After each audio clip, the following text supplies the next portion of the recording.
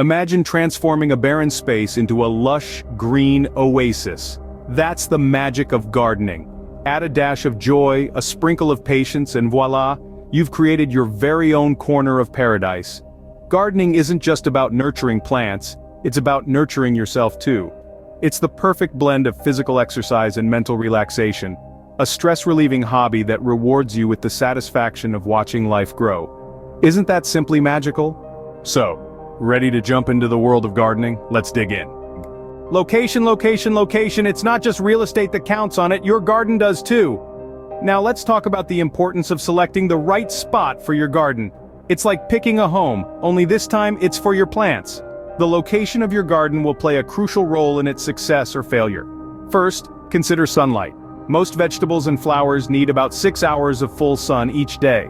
Observe your yard to see which spots get the most sun, but also take note of areas with partial shade for plants that require it. Next, think about the wind. A spot that's constantly blasted by wind can dry out your plants and even knock them over. Consider using fences or other structures as windbreaks if necessary. Finally, proximity to a water source is essential. You don't want to be lugging heavy watering cans across your yard every day, do you? Remember, a good location can make or break your garden. Now that you've got the perfect location, it's time to pick your plants.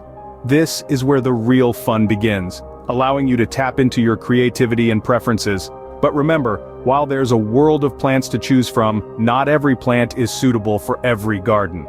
It's crucial to choose plants that will thrive in your specific conditions. Consider the climate of your region. Some plants love the heat, while others prefer cooler temperatures. If you live in a hot, dry area, drought-resistant plants like succulents or lavender might be the way to go. On the other hand, if your location is more on the cooler side, consider plants like ferns or astilbe that flourish in lower temperatures. Next, think about your soil type. Some plants prefer sandy soil, others clay, and some a rich loam. If you're unsure about your soil type, a simple soil test can provide the information you need. Once you know what you're working with, you can select plants that will thrive in your garden soil. Now let's talk about plant lifespans. Plants can be categorized as annuals, perennials, or biennials. Annuals complete their life cycle in 1 year. They bloom, produce seeds, and then die. But they can give your garden a burst of color and beauty. Perennials, on the other hand, live for more than 2 years. They might take longer to bloom, but they'll return year after year. Biennials need 2 years to complete their life cycle. The first year is for growing leaves, stems, and roots, and the second year for flowering and producing seeds. Lastly, consider your personal preferences. Do you want a garden full of colorful flowers, a lush green landscape, or perhaps a mix of both? Maybe you're interested in growing your own fruits and vegetables. The choices are endless, and the decision is yours. Choose wisely. Your plants are the stars of your garden. They'll set the tone, add color, and create a space that's uniquely yours. So, take your time, do your research, and most importantly, have fun with it. After all, gardening is as much about the journey as it is about the destination. Great, you've selected your plants. Now, let's talk soil. Soil is the foundation of your garden. It nourishes your plants, provides them with water, and supports their roots. But not all soil is created equal. That's why it's essential to prepare your soil before you start planting. First things first, you'll want to test your soil. This helps you understand what nutrients your soil has and what it's lacking. You can find soil testing kits online or at your local garden center. They're easy to use and will provide you with valuable information about your garden's foundation. Once you've tested your soil, it's time to amend it. Amending your soil is all about improving its texture and nutrient content. If your soil is too sandy, it won't hold water well. If it's too clayey, it might hold too much water and not enough air. The goal is to create a balanced soil that's rich in nutrients and has good water retention. One of the best ways to amend your soil is by adding compost. Compost is decomposed organic matter, and it's a gardener's gold. It's rich in nutrients that plants love, and it improves the structure of your soil. You can make your own compost at home using kitchen scraps like vegetable peels and coffee grounds, or you can buy it from a garden center. Adding compost to your soil will not only provide your plants with essential nutrients, but also improve the soil's ability to retain and drain water. This means your plants will be better equipped to withstand dry spells and heavy rains. Another benefit of compost is that it introduces beneficial microorganisms to your soil. These microscopic creatures help break down organic matter into nutrients that your plants can absorb. They also help to aerate the soil and fend off diseases. So take the time to prepare your soil. test it, amend it, and enrich it with compost. Your plants will thank you for it, and you'll be rewarded with a lush and vibrant garden. Remember, a garden is only as good as its soil. Now we're getting into the exciting part. It's time to plant. Our first technique to discuss is seed sowing. Begin by creating a small hole in the soil, typically 2 to 3 times deeper than the width of your seed. Deposit the seed gently into the hole, then cover it with soil, patting down lightly. Water it immediately, but be gentle. You don't want to wash the seed away. Next, we'll explore transplanting. This technique is used when you've started your plants indoors, or if you've bought them from a nursery. To transplant, dig a hole in your garden soil that's roughly twice as wide and just as deep as the plant's root ball or pot.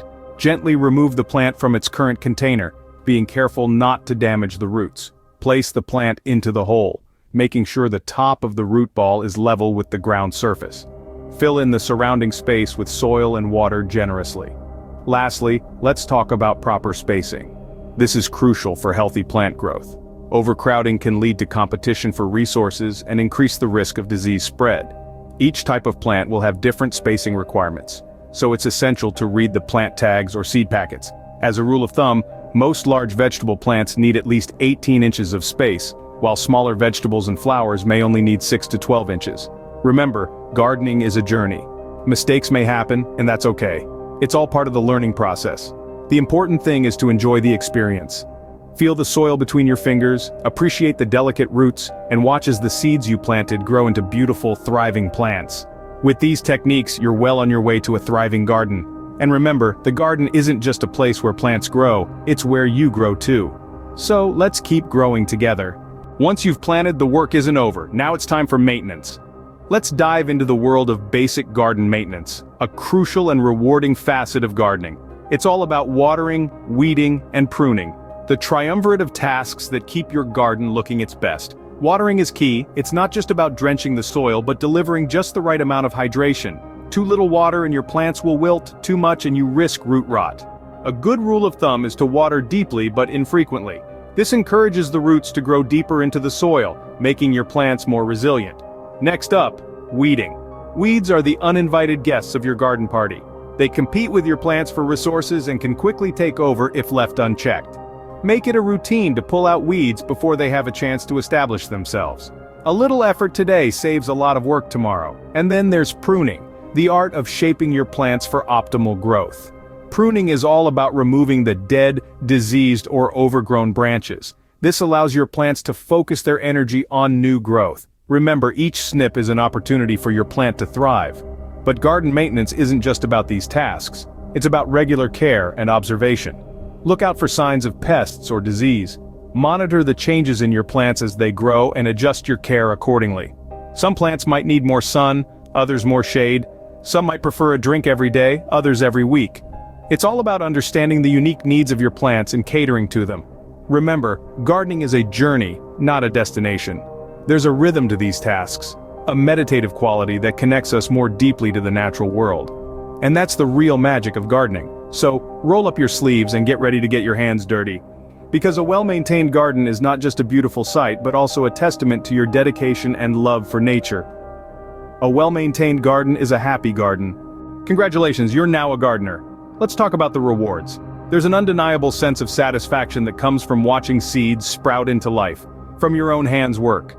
Transforming a barren space into a lush garden, you create your own little oasis, and the joy of sharing the fruits of your labor with others, it's simply unparalleled. Gardening is not just a hobby, it's a journey of discovery and growth. Now go out there, start your own garden, and experience the joy of gardening firsthand. Happy gardening!